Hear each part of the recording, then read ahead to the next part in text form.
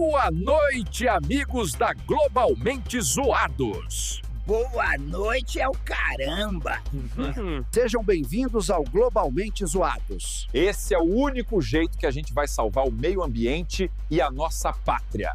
Hoje, Brasil vai ser o primeiro país a investir no Tropic Forest Forever Fund, um fundo multilateral para proteger florestas tropicais no mundo. Fundo bonito, né? Mas será que é só para fotos no COP30 de Belém? Com certeza. Nosso fundo é tão profundo que vai até o último mosquito da Amazônia, para ver se não virou petróleo. E assim nos despedimos. Até amanhã, se o mundo ainda existir.